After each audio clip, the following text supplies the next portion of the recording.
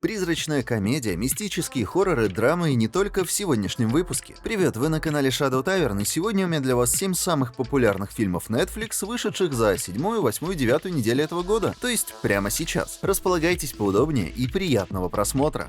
У нас «Привидение». Событие происходит в доме в районе Чикаго, куда семья Пресли переехала после того, как предыдущие жильцы съехали без объяснения причин. Кевин, исследуя дом, натыкается на чердаке на призрака по имени Эрнест, который тщетно пытается напугать мальца. Однако мальчик записывает явление на телефон, а его брат и отец, обнаружив запись, размещают ее в интернете, что привлекает не только внимание многочисленных зрителей, но и внимание ЦРУ, теневого правительственного агентства, мстительного убийцы и культа. Фильм грамотно поставлен, сыгран и выглядит достойным, но очень уж длинный. Длится аж 2 часа, и хотя остается смешным, структура немного вязкая, из-за чего ритм часто сбивается, переходя от семейной драмы к комедии и боевику. Это новая работа режиссера Кристофера Лэндона, который ранее снял дилогию «Счастливого дня смерти» и слэшер «Дичь». Он взял за основу рассказ, написанный Джеффом Манно, и, основываясь на привычной формуле комедии о домах с привидениями, таких как «Каспер» и «Битлджус», создал свою собственную версию для современной аудитории.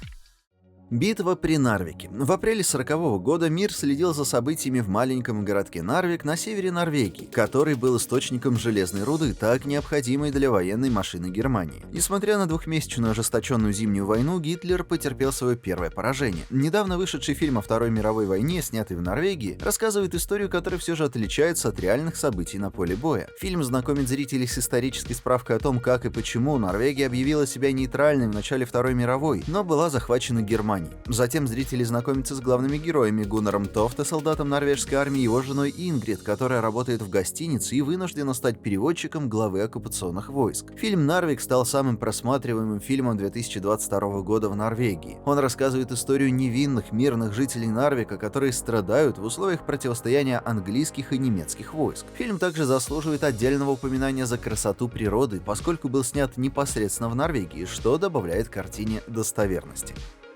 Бродяги. У Netflix, очевидно, есть привычка выпускать тягучие триллеры, и «Бродяги» не исключение. Складывается ощущение, будто сервис дал задачу режиссеру повторить формулу триллеров Джордана Пила, показав только их трейлеры. Впрочем, визуально фильм выглядит достойно, что, очевидно, и было приоритетом. «Бродяги» рассказывают историю женщины, бросившей своих детей и партнера и бегущей от своего прошлого. Но когда ее дети возвращаются после многих лет разлуки, она боится, что их возвращение разрушит новую, идеальную жизнь, которую она тщательно выстраивала. Однако, несмотря на простоту предпосылки, фильм касается гораздо большего количества тем, в том числе гендерной и культурной политики, стыда, колониального наследия, привилегий разрушенных семей. Актеры играют достаточно хорошо, а медленно нарастающее напряжение помогает задать тон.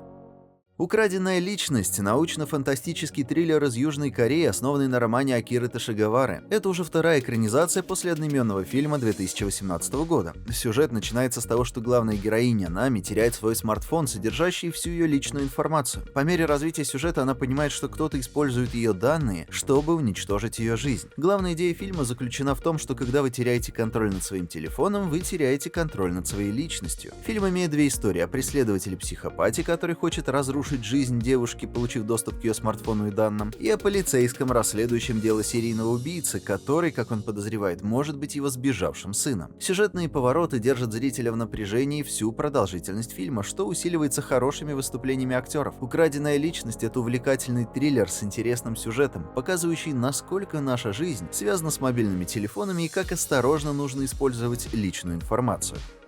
«В поисках тела» — это киноверсия манги Карада Сагаши, в которой рассказывается история об убийстве молодой девушки. Спустя десятилетия школьница Асука слышит голос погибшей, которая просит ее найти 8 частей ее расчлененного тела. Все эти части находятся на территории школы, которую посещает Асука. Той же ночью она и еще 5 учеников внезапно оказываются в школе, где их начинает преследовать монстр, известный как Красный Человек, который убивает их ужасными способами. После того, как они просыпаются и наступает утро, они понимают, что попали в петлю времени. Каждую ночь они снова и снова оказываются в школе, ищут части тела, чтобы вернуть их в гроб в школьные часовни и разгадать тайну, которая положит конец циклу. Фильм содержит достаточно элементов ужаса и интересную завязку. Актерская игра также достойна похвалы, а ночная школа дополняет атмосферу ужаса. Тем не менее, VFX оставляют желать лучшего. Начиная с призрака и заканчивая монстром, почти все выглядит довольно дешево. Да и резкие смены тональности между комедийными моментами днем и ужасами ночью могут затруднить погружение зрителя в сюжет. В целом, целом же сценарий хороший, почти идеальный для увлекательного фильма ужасов, пускай эта картина и далека от классических джей-хорроров.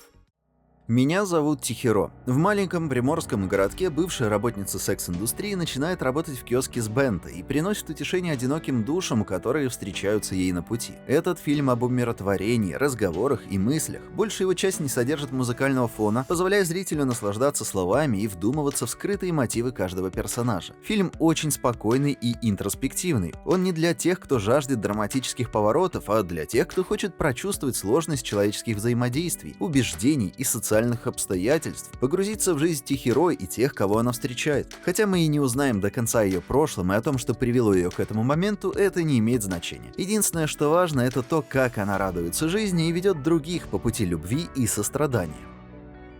Волк-викинг. Наши дни. Молодая девушка-подросток по имени Тали и ее семья только что переехали в отдаленный городок в Норвегии. Ее мать, Лив, работает в местной полиции. Однажды вечером Тали тайно уходит из дома, чтобы посетить пляжную вечеринку, где происходит жестокое убийство. Тали становится главным свидетелем, но убийца, возможно, и не был человеком. Должен предупредить, вначале создается жуткая, холодная атмосфера, но впоследствии оказывается, что это лишь типовая киноистория с некоторыми спорными моментами. Фильм напоминает мышап всех известных фильмов про оборотней. В нем есть немного семейной драмы и подростковой любви, диалоги довольно слабые, а в общем он больше напоминает обычный стриминговый фильм, коим и является. Тем не менее, его можно смотреть и получить от этого удовольствие. Несмотря на все минусы, он является довольно достойным дополнением к жанру оборотней. У нас есть довольно неплохое объяснение того, как оборотни появились в Скандинавии еще аж во времена викингов. Эффекты довольно приличные, актерская игра была приемлемой. И пускай на главный вопрос любого фильма ужасов, страшно ли это, фильм не всегда может дать положительный ответ. В нем есть и тайна, и интригующая история. На этом у меня сегодня все. Спасибо за просмотр. Если видео вам понравилось, то не стесняйтесь делиться ссылкой на него со своими друзьями, подписываться на канал и жать на кнопки под плеером. И до встречи в следующем выпуске. Пока!